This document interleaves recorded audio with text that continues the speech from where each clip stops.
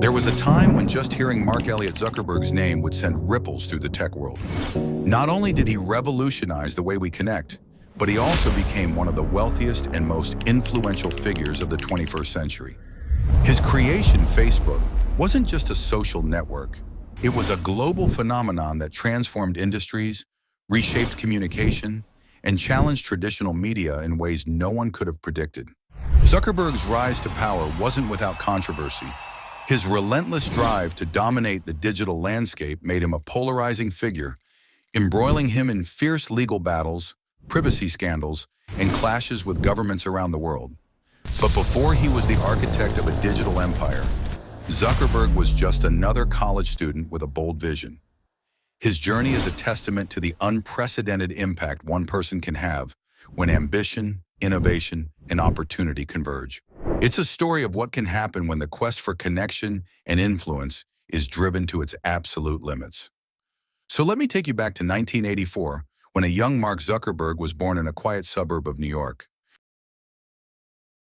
Hey guys, before we get to the next part of the video, I just want to say that if you find these videos interesting, please consider turning on notifications for Discovery 2.0. I'm working on some even bigger projects right now, so if you want to make sure you see them when they're ready, just hit the notification bell now. Also, I just want to say a massive thank you for watching this channel. These videos do take a long while to make, so honestly, I really appreciate all your comments and support. So yeah, thank you for everything. And now, let's get back to the video.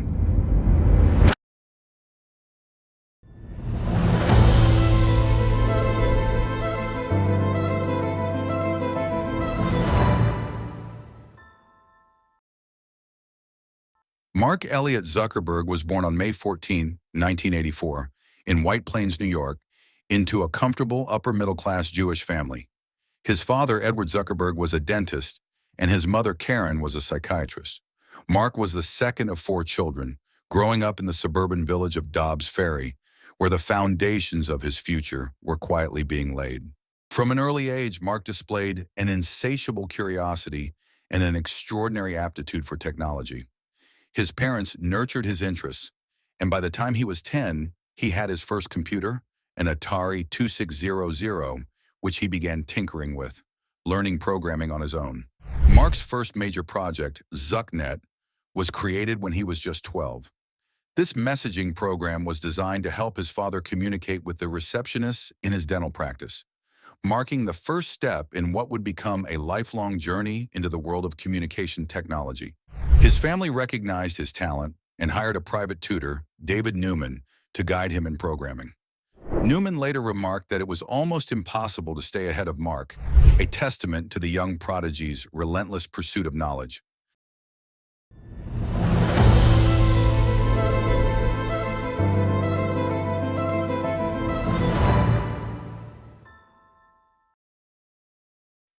Mark attended Ardsley High School before transferring to the prestigious Phillips Exeter Academy.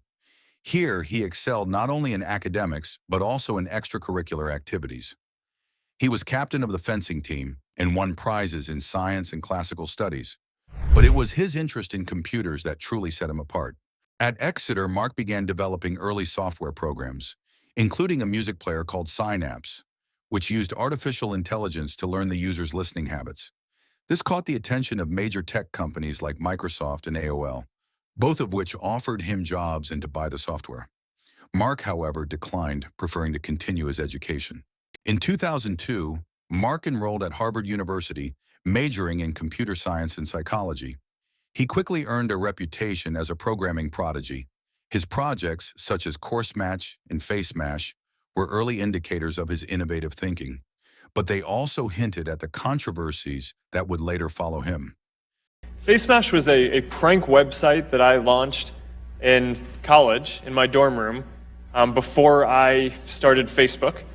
There was a movie about this, or it said it was about this. It was of unclear truth. FaceMash, in particular, was a program that allowed users to rate fellow students based on their looks, which led to its shutdown by the university administration and nearly got Mark expelled.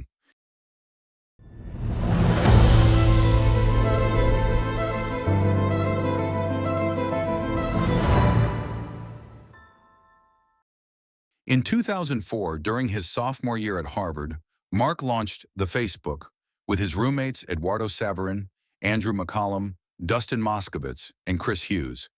Initially, the platform was only available to Harvard students, but its popularity spread like wildfire across other Ivy League schools and eventually to universities nationwide. The core idea was simple yet revolutionary: create an online community where people could connect, share, and communicate easily. The site quickly grew, attracting thousands of users within weeks.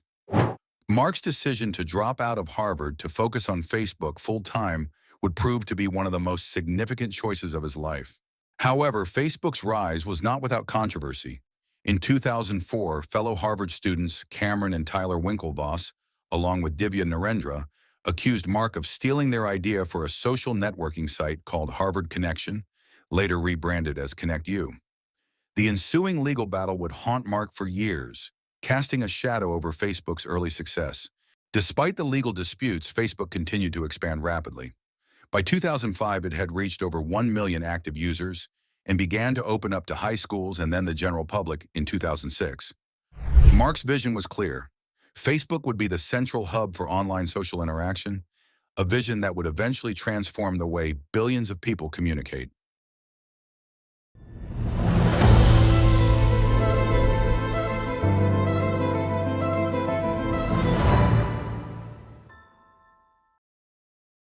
Facebook's growth was explosive.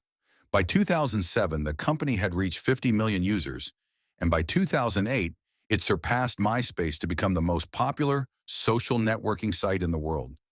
With this rapid expansion came unprecedented influence and power, but also increasing scrutiny. One of the earliest criticisms of Facebook was its handling of user data. The platform's business model, which relied heavily on advertising revenue, necessitated the collection of vast amounts of personal information. On Tuesday afternoon, our engineering team found an attack affecting up to 50 million accounts on Facebook. Privacy concerns began to surface as users became aware of how their data was being used. In 2010, the like button was introduced, a feature that would forever change social media engagement. While it allowed users to quickly express approval of content, it also led to a new era of data mining, where user preferences were meticulously tracked to better target ads. The year 2011 marked the introduction of the timeline feature, a significant redesign that organized a user's posts, photos, and life events into a chronological sequence. While it was celebrated for its innovative design, it also raised concerns about how much personal history Facebook was encouraging people to share. The darker side of Facebook's influence became more apparent in the following years. The platform was increasingly criticized for its role in spreading misinformation, particularly during the 2016 U.S. presidential election, where it was accused of allowing fake news to proliferate unchecked.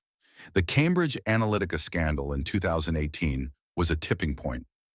It was revealed that the political consulting firm had harvested the data of millions of Facebook users without their consent to influence voters, leading to a global outcry and a massive loss of trust in the platform.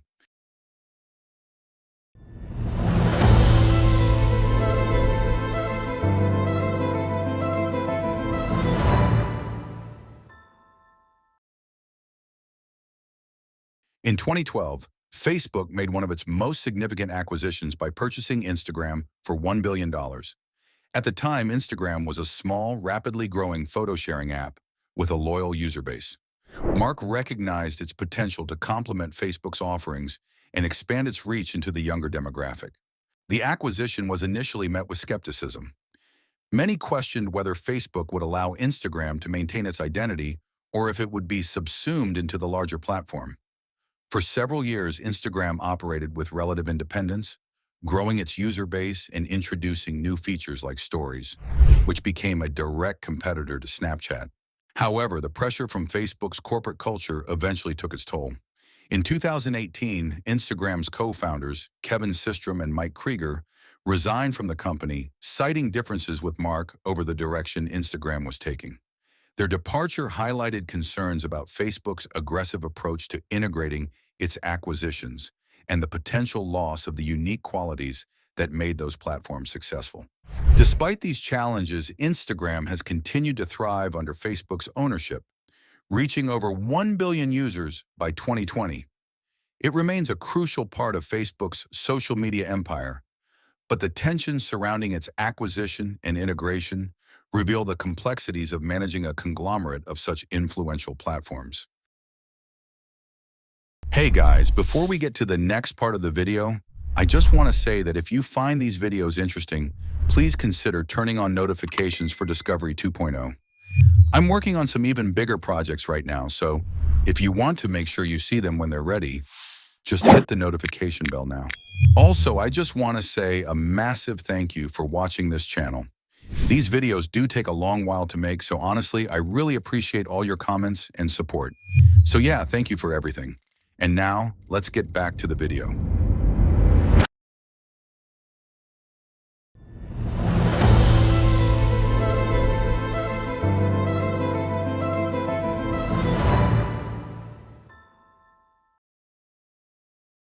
Facebook's acquisition of WhatsApp in 2014 for $19 billion was another bold move in Mark's strategy to dominate global communication.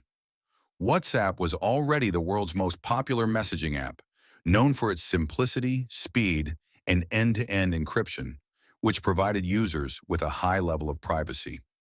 The acquisition raised eyebrows due to the stark contrast between WhatsApp's focus on privacy and Facebook's history of data exploitation. WhatsApp's co-founders John Combe and Brian Acton were vocal advocates of user privacy and had built the app with minimal data collection in mind. Over time, the cultural clash between Facebook's data-driven business model and WhatsApp's privacy-first philosophy became apparent. In 2018, both Combe and Acton left the company, with Acton publicly criticizing Facebook for its attempts to weaken WhatsApp's encryption and introduce more invasive data practices.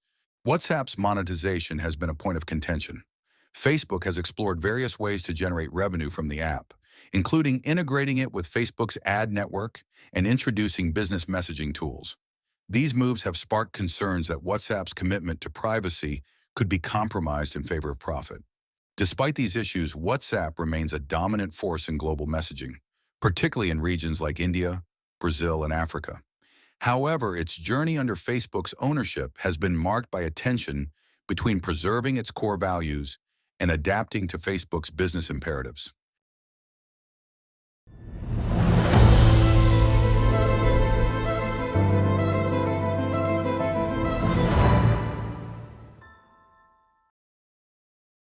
Threads, launched in 2019, was Facebook's attempt to create a new social networking experience focused on close friends.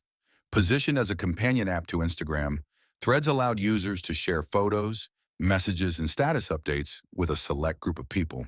The app's design was intended to foster more intimate and meaningful connections, in contrast to the broader, more public interactions on platforms like Facebook and Instagram. However, its heavy integration with Instagram and emphasis on real-time status updates raised familiar privacy concerns. Despite initial excitement, Threads struggled to gain traction. Users were wary of yet another app collecting their data, and many felt that Instagram's existing features were sufficient for their needs. By late 2020, Facebook began scaling back its efforts to promote Threads, signaling that the app might not have a long-term future. Threads represents an example of Facebook's broader strategy of experimentation and diversification. While not every project becomes a hit, Mark's willingness to explore new ideas and take risks has been a defining characteristic of his leadership. However, it also underscores the challenges of balancing innovation with user trust.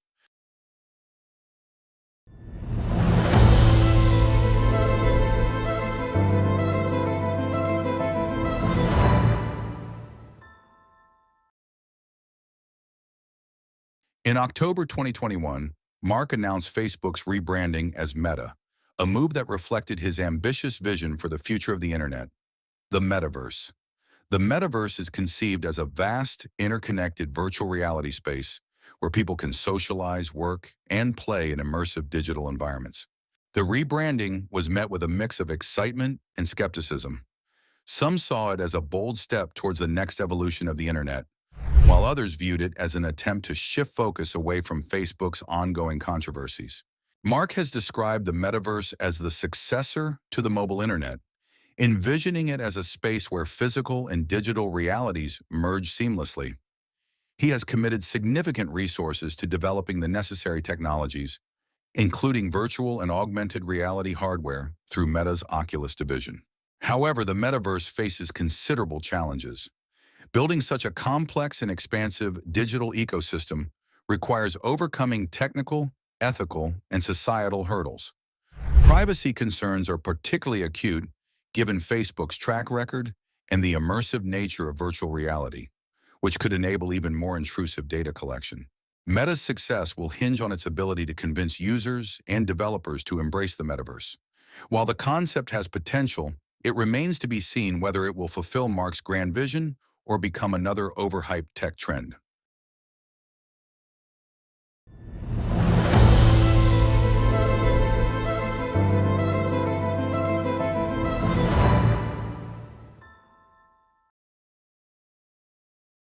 The 2010 film The Social Network, directed by David Fincher and written by Aaron Sorkin, dramatized the early days of Facebook's creation and the controversies surrounding Mark's rise to power. The film portrayed Mark as a brilliant but ruthless entrepreneur, willing to sacrifice friendships and ethics to achieve his goals. While The Social Network was a critical and commercial success, it sparked significant debate over its accuracy. Mark himself dismissed the film as largely fictional, stating that it was more about Hollywood's need for drama than a faithful recounting of events. Nevertheless, the film shaped public perception of Mark, painting him as a socially awkward genius who was more interested in coding than in human relationships. This image has persisted, influencing how people view him both personally and professionally.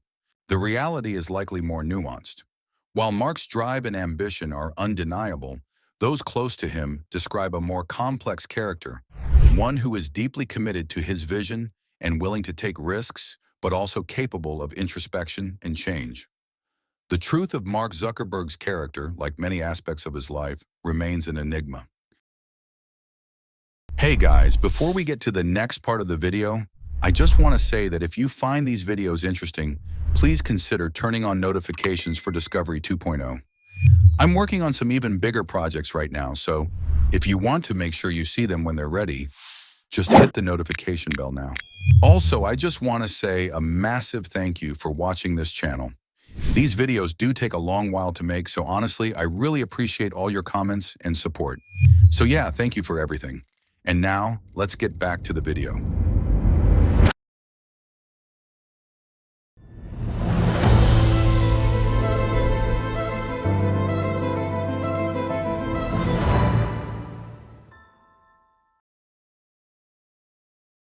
In 2015, Mark and his wife, Priscilla Chan, announced the creation of the Chan-Zuckerberg Initiative, a philanthropic organization with a broad mission to advance human potential and promote equality. They pledged to donate 99% of their Facebook shares, valued at around $45 billion at the time, to fund the initiative's work. CZI has focused on areas such as education, healthcare, and scientific research, with ambitious goals to cure all diseases within this century and provide personalized learning for every child. The initiative has made significant investments in these areas, funding projects that aim to address some of the world's most pressing challenges. However, CZI has not been without controversy. Critics argue that the initiative's structure, which is organized as a limited liability company, LLC, rather than a traditional nonprofit, allows Mark and Priscilla to maintain control over their wealth while also reaping tax benefits. This has led to accusations that CZI is more about public relations than genuine altruism. Furthermore, some question the effectiveness of CZI's approach, pointing to the complexities of the issues it seeks to address and the potential unintended consequences of its interventions. Despite these criticisms, Mark and Priscilla have remained committed to their philanthropic vision, insisting that they are driven by a desire to make a positive impact on the world.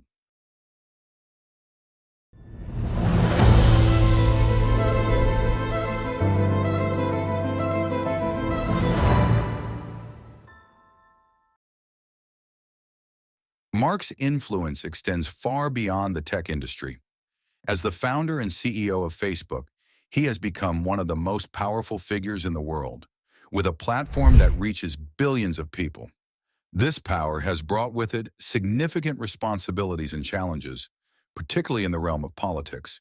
Facebook has been at the center of numerous political controversies, from the role it played in the Arab Spring to its involvement in the 2016 U.S. presidential election. The platform has been criticized for allowing misinformation, hate speech, and political manipulation to spread unchecked, raising concerns about its impact on democracy.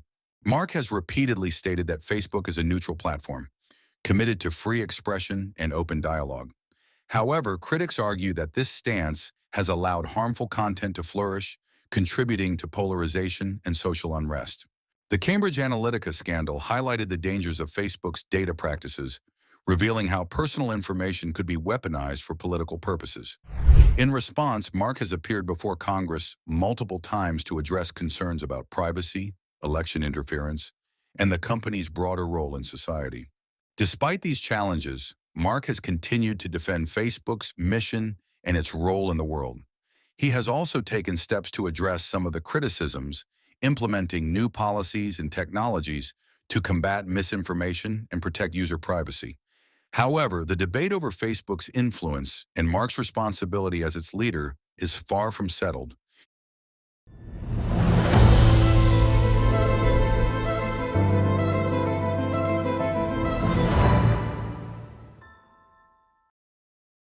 In 2012, Mark married Priscilla Chan, a pediatrician and philanthropist he met while studying at Harvard. The couple's relationship has been a stabilizing force in Mark's life, providing him with a sense of balance amid the pressures of running a global company. Mark and Priscilla have two daughters, Maxima, born in 2015, and August, born in 2017. The birth of his children has had a profound impact on Mark, prompting him to reflect on his legacy and the kind of world he wants to help create for future generations. Despite his high-profile career, Mark has made an effort to maintain a degree of privacy around his family life. He has spoken about the importance of spending time with his children and being present in their lives, even as he continues to lead one of the world's largest and most influential companies. However, the contrast between Mark's public and private personas has not gone unnoticed. While he advocates for transparency and connection through Facebook, he has also taken steps to protect his family's privacy and security, raising questions about the double standards at play. Thanks for watching. Don't forget to subscribe and hit the bell so you won't miss my next video.